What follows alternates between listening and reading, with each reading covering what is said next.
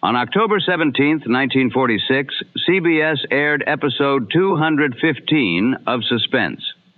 Edward G. Robinson takes on two roles, himself and Homer J. Hubbard, a meek, long-suffering man whose fascination with Robinson's screen persona begins after seeing Little Caesar.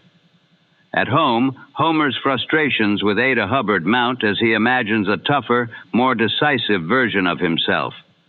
Verna Felton co-stars as Ada, with Joe Kearns, Jerry Hausner, and Wally Maher in the cast.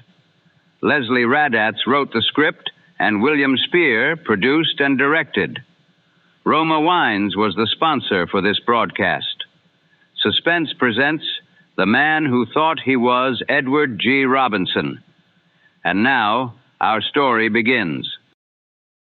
And now, Roma Wines, R-O-M-A, made in California for enjoyment throughout the world. Roma Wines present Suspense. Tonight, Roma Wines bring you The Man Who Thought He Was Edward G. Robinson, a suspense play produced, edited, and directed for Roma Wines by William Spier. Suspense, radio's outstanding theater of thrills, is presented for your enjoyment by Roma Wines. That's R-O-M-A, Roma Wines. Those excellent California wines that can add so much pleasantness to the way you live, to your happiness in entertaining guests, to your enjoyment of everyday meals. Yes, right now, a glassful would be very pleasant, as Roma Wines bring you Edward G. Robinson, as both himself and as a certain Mr. Homer J. Hubbard, a man who thought he was Edward G. Robinson, in this remarkable tale of Suspense.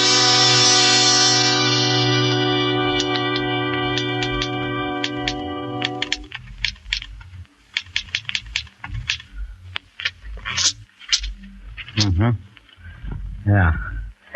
And I'm making this statement in accordance with a promise to a very dear friend. It is a complete statement in every detail, even including those matters which are to me personally incriminating. Because my trust in my friend is such that I haven't the slightest concern on that score, or any other. What follows concerns primarily two persons. Myself, Homer J. Hubbard, and my wife, Ada Sampsey Hubbard. Even when I was courting Ada, I was aware that hers was a strong and domineering personality, to say the least.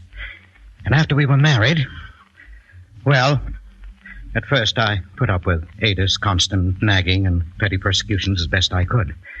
I put up with them for 5 long years.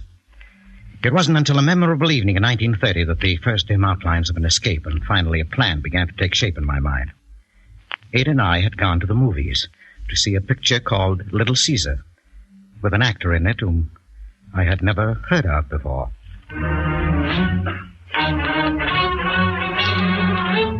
Oh, so you thought you'd rat on me, huh? Well, get this. Nobody rats on Little Caesar. See?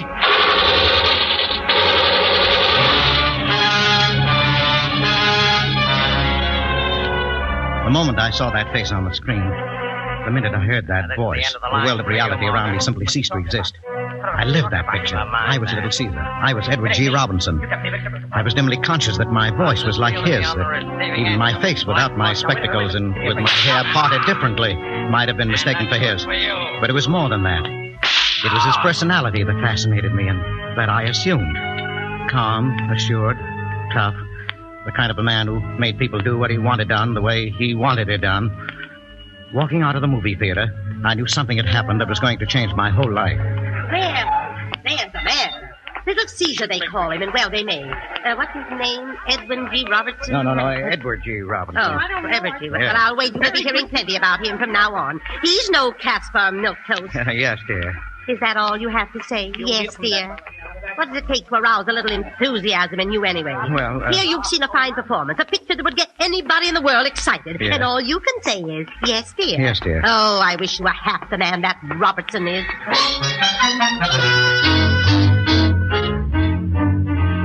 Yes, but from that moment, I no longer really cared what Ada wished or thought.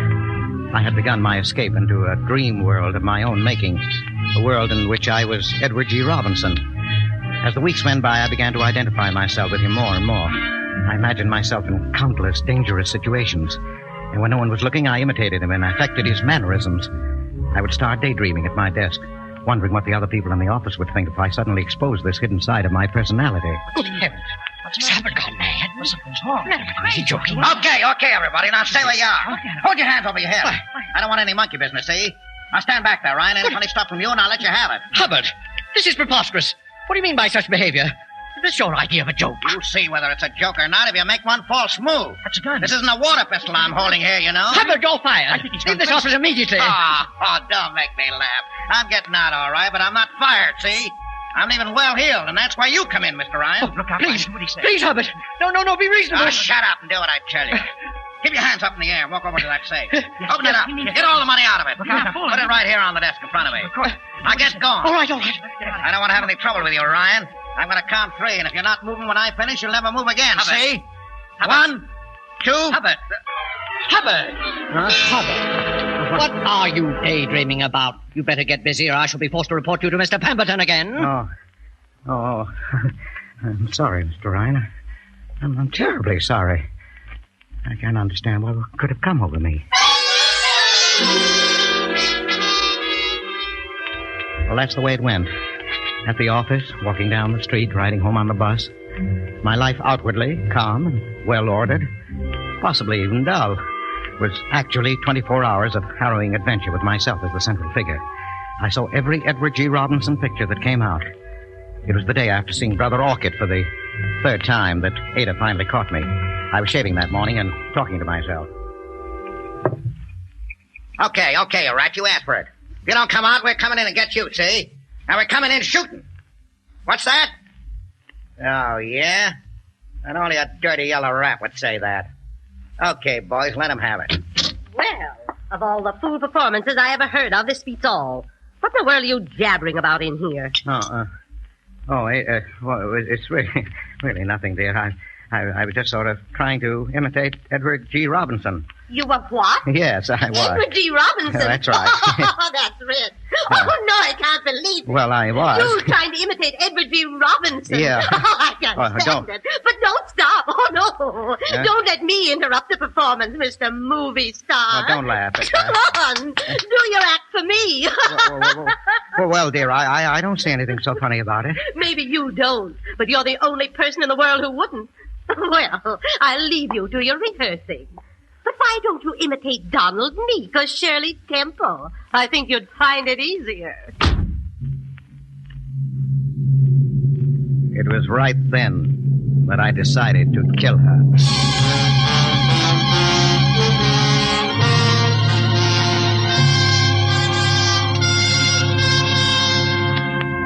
For Suspense, Roma Wines are bringing you The Man Who Thought He Was Edward G. Robinson, a radio play by Lesley Raddatz. Roma Wines' presentation tonight in radio's outstanding theater of thrills, Suspense.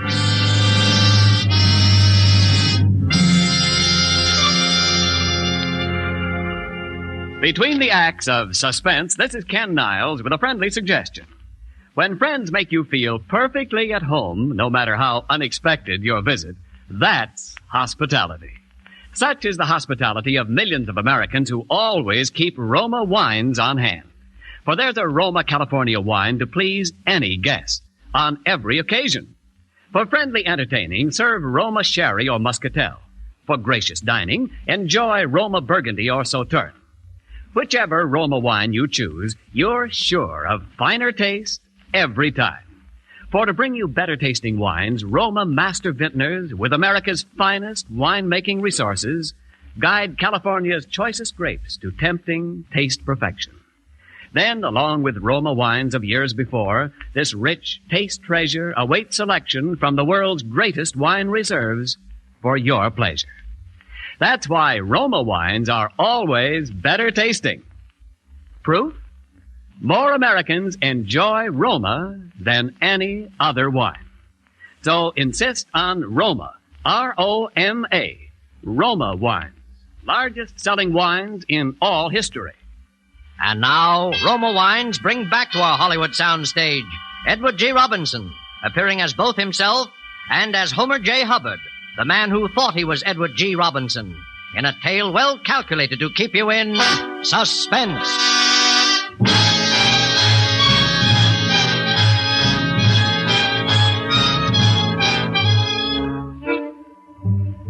I might have decided to have mercy on her if she'd only let me alone. But Ada could never leave anyone alone. She ridiculed me at home and in front of our friends. Sometimes she would let a few weeks go by without saying anything, and I would think that perhaps she had forgotten. No, but Ada never forgot.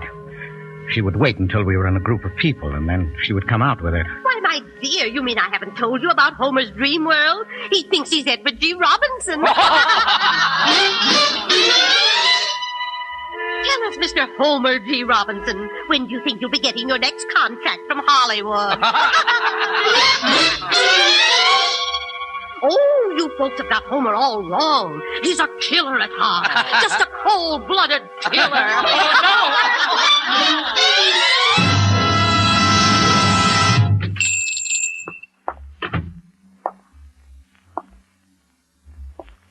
I want to buy a gun. Sure, Bud. What kind of a gun? Oh, well, I don't know much about guns, but that one looks all right. Yeah, that's a nice little gun. $28.50. Do I have to have a license? Not unless you're going to carry it on your person. Otherwise, we just register it for the police records under your name. What's the name? Edward G. Robinson. Huh? You heard me, Mug. Edward G. Robinson. Huh? See?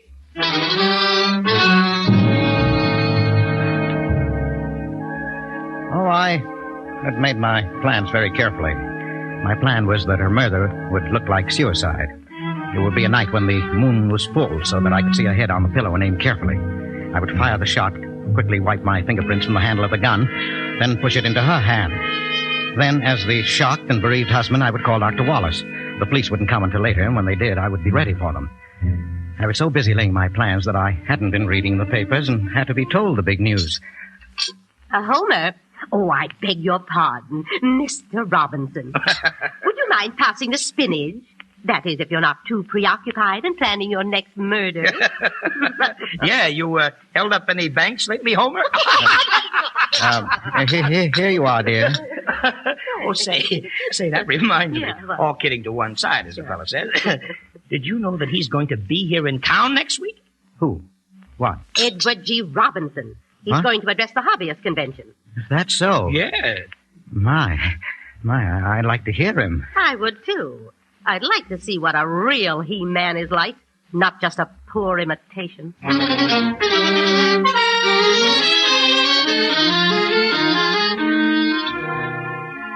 We went. And at first, it was the most terrible disappointment of my life. Because he wasn't tough or hard-boiled or anything like it. He seemed to be a mild-mannered man, a little shy, almost like me. And he talked about orchids and modern art. They were his hobbies, he said, raising orchids and collecting paintings, modern paintings. But as the lecture went on, I began to understand. And by the time it was over, I knew. And so, ladies and gentlemen, I consider myself twice blessed. Every man is blessed who has a hobby, but I am among the fortunate few who has two hobbies. And, as the fellow said, whose fiancée had a twin sister... Oh, I see. You already know it. I love them both. Thank you very much.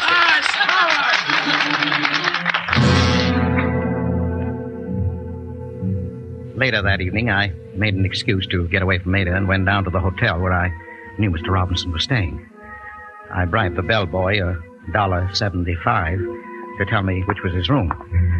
I went down the hall and knocked at the door of 708. Yeah? Western Union. Come on in. Just put it on the... Well, say, Western Union dresses their boys up pretty snappy in this town, don't they? Well, I must apologize for adopting the subterfuge, Mr. Robinson, but I have something of the utmost importance to discuss with you, and I was afraid you might not see me since we had never been formally introduced. Formally introduced. Well, that's all right. What is it, autograph? I'm afraid it's something a good deal more serious than that, Mr. Robinson. Yeah? Well, you caught me right in the middle of shaving, as you see, but if you don't mind my finishing the job while you talk... Oh, come right along inside. Tell me all about it. Thank you.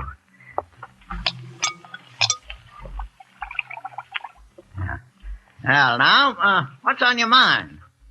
Well, Mr. Robinson, I have a problem. I I followed your career since its earliest fame, and that is why I feel that you'll be able to tell me what to do. Uh-huh. Well, what is the problem? Well, Mr. Robinson, suppose, this is purely hypothetical, of course, but suppose you were going to kill somebody. Kill somebody? Yes, in your own home. Somebody who is, shall we say, related to you. Yeah, now, hold on, Mr. Hubbard. Homer J. Hubbard. Mr. Hubbard. And I may look like a bad guy on the screen, but when I'm not working, I'm just a plain, peace-leaving, living citizen, just like anybody else. You can fool people like that audience tonight with all that talk about orchids and modern art, and it was very good, and I quite understand why you do it. A man in your position must have a front, of course. Yes, but you didn't fool me. I know. Rather, I knew that I could come to you and be perfectly frank. Yeah, what about? Why, about the murder. About the what? Well, look at me, Mr. Robinson. I'm a shy, inhibited, weak, utterly ineffectual person. I've none of your assurance, your hardness, your ability to cope with any situation the direct, the ruthless way. How many times I wished I had. Because for 20 years my life has been made horribly, unbearably miserable by one person. My wife. Oh, so that's the way it is. Yes, for years I bore it as best I could. And then, one day I thought, how would you have coped with it? And of course I knew at once. You would kill her. Hey, now, wait a minute. Say, are you kidding me? Oh, no, Mr. Robinson, I wouldn't think of such a thing. Look here. I've even secured a gun to do it with. Yeah, you better give me that. No, don't point it. Hand it to me by the barrel. We'll put it over here. Safer, you know. Yes, I must admit, I know very little about firearms, and they're quite distasteful to me. Yes, you and me both. I mean, small arms like that. Of course, a Tommy gun, that's different. That's the only thing to use. Yeah. Yes, I suppose you're right. But I didn't know where to get a Tommy gun. And I was afraid even if I did, I'd never master the art of using it. Yes, well, now you want to kill your wife, is that it? You want me to help you? If you would, Mr. Robinson, if you could spare the time. I can't tell you how grateful I'd be. Well, you know, Mr. Hubbard, you look like a pretty nice little guy. Your wife must really be an old battle axe to have got you in a frame of mind like this. All right, I'll tell you what I'll do. I will help you. Oh, Mr. Robinson. Yes, but it's got to be done my way, see? It's got to be done right. You got to plan these things. Now, take this gat, for instance. That's no kind of a rod to kill your wife with. Why, the caliber is all wrong. The ballistics would be all wrong. The dicks would be on your tail just like that. Now, I got a gat home that's perfect for this job, get me? I've knocked off Humphrey Bogart, Orson Welles, Jimmy Cagney, I don't know how many guys with it. Now, the first thing when I get home, I'll send it to you, parcel post. Would you, Mr. Robinson? Oh, sure. Now, when you get it, you just lay low, see? Now, don't do a thing till you hear from me. I'll lay this thing out with some of my boys, and then I'll get in touch with you, okay? Oh, Mr. Robinson, I don't know how to thank you. Oh, forget it, pal. Forget it. What's a little murder between friends?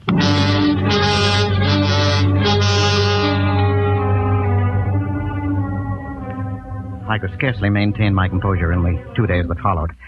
The second day, sure enough, the gun arrived. It was a great, heavy thing, the kind that is referred to, I think, as an automatic. Yes, that's it. Remembering its history, I handled it with the utmost care and reverence. I hid it in the garage where I keep my pipe, but Ada won't let me smoke. It was the next afternoon, a Saturday, that the phone rang. I rushed into the bedroom to answer it and closed the door after me so Ada wouldn't hear in case it was. Hello, Homer? Yes? Well, this is Eddie. Eddie? Yeah, Eddie Robinson. Oh, yes, Mr. Eddie. Did you get the package I sent you? Yes, I got it.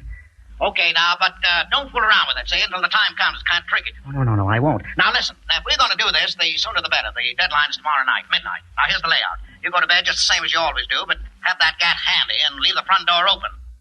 Oh, say, I meant to ask you, is it safe to talk where you are? Oh, yes, the phone is in the bedroom and the door is closed. Oh, the bedroom, eh? Well, that's swell. Now, listen, a little before midnight now, you get up. She's asleep, of course.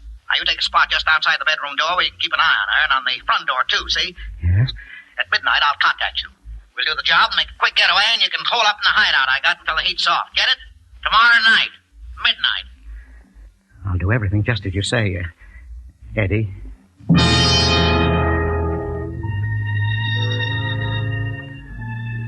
I followed his instructions to the letter. Well, it seemed hours before Ada went to sleep that night. It seemed days until my watch finally crept around towards midnight. But at last, the time had come. I crept out of bed, got the gun out of my coat pocket, and took my position on the landing outside the bedroom door as he had told me to. And then suddenly, the stillness was shattered by the ringing of the phone. Oh, I was in utter panic. This was one of those unforeseen things that can ruin even the best of plans. Even plans made by Edward G. Robinson. I rushed back into the bedroom, hoping against hope that I could catch it before Ada woke up. But she already had the light on. Homer. What in the world are you doing prowling around at this time of night with a gun in your hand? Why, I thought I heard a burglar. Burglar? Yes. When I've answered this phone, I want to talk to you, Homer Jeremiah Hubbard. Yes, dear. Hello. Yeah? What? Oh, Homer, there is a burglar. Someone just saw him trying to get into the house. Are you sure? Of course I am. Somebody just phoned that they saw him. Well, don't stand there. You got a gun. Go down there and stop him. Oh, but Ada... Go on. You want us to be killed in our beds? Go on, I say. Oh, Ada, why do you have to spoil everything? Go on, go on. Go on. No, she pushed me out. There was nothing to do but go. I crept down the stairs in the darkness. I knew what Edward G. Robinson would have done. He would have gone down and captured the burglar without the slightest trouble and turned him over to the police after giving him the beating he deserved. But somehow I didn't feel much like Edward G. Robinson just then. It was at that moment that the terrible thought occurred to me that maybe it wasn't a burglar. Maybe this was Edward G. Robinson. I had no time to pursue the thought further. There he is. Let him have it.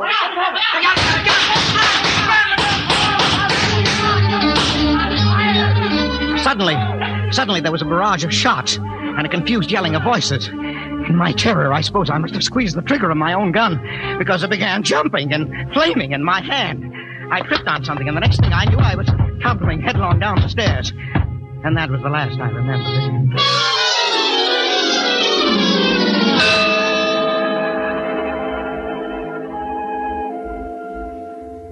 When I woke up, Ada was holding my head in her arms, and she was crying. They made me stay in bed for a couple of days, but I really didn't mind. There were reporters to see me and take my picture for the paper, and all kinds of people. Even Mr. Ryan and Mr. Pemberton came to see me. And Ada? Well, Ada was simply a changed person. Nothing was too good for me. My slightest wish was literally her command.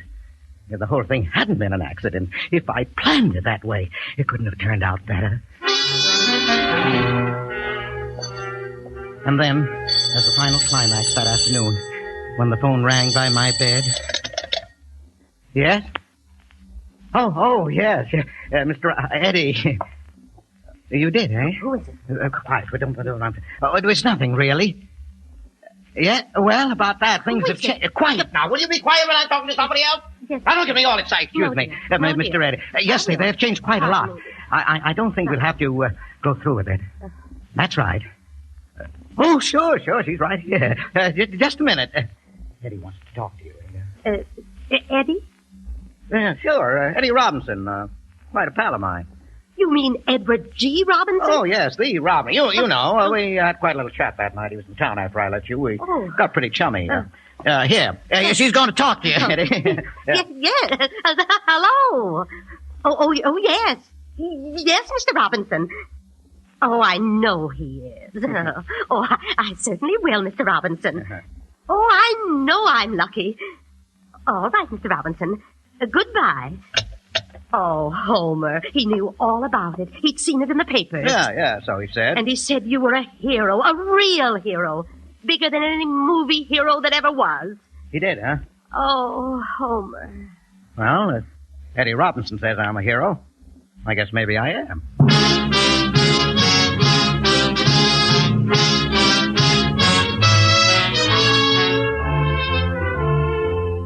It couldn't have turned out better, Eddie, and you know how grateful I am. I'm a regular little Caesar around town now. My married life is all I've ever wanted it to be. Because there are some things about the whole thing that confuse me a little. It has even occurred to me, I will confess, that you might have had more of a hand in it than was generally known. That the gun you sent me might have contained blanks, I believe you call them, don't you? Because in spite of all the shooting, there wasn't one bullet hole anywhere in the house, and the gun had disappeared, which confused the police somewhat, too. And that the burglars might have been some of your boys playing a little joke. Yes, but I don't think you would do a thing like that to a pal, Eddie, would you?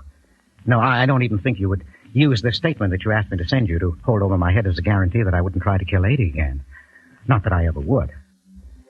But even if you did all that, Eddie, I don't really mind. Because, as you might say yourself, what's a little joke between pals?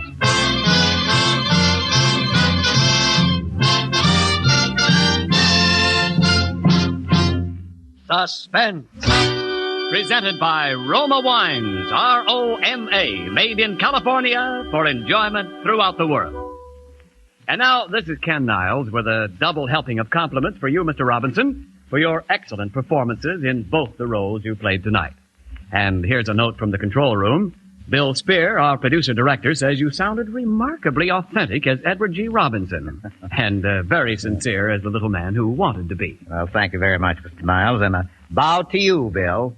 And Eddie, since you're one of Hollywood's most celebrated hosts, we know you'll enjoy this gift basket of Roma, California wines. Well, a handsome gift, Ken, and many thanks. Here's the bottle of Roma Burgundy Bill Spier suggested we serve tomorrow night if Mrs. Robinson can get any meat.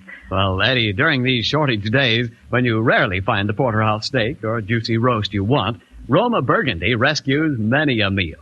For robust Roma Burgundy with its tempting taste harmonies for hearty meals makes ordinary pot roast as flavorful as roast beef. Yes, the finer taste of Roma Burgundy brings out all the subtle, hidden flavors in food.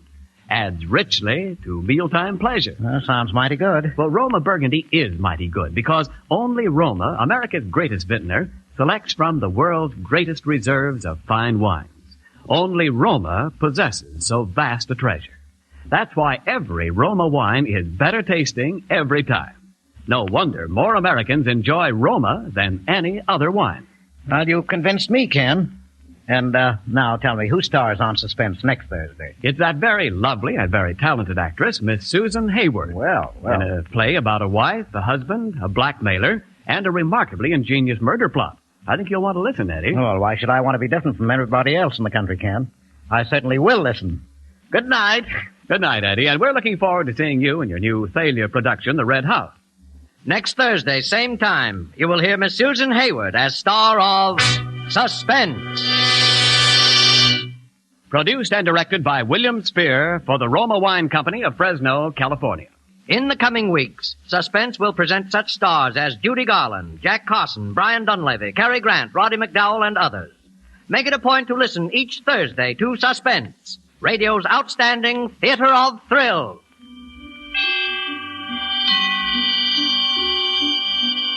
This is CBS, the Columbia Broadcasting System.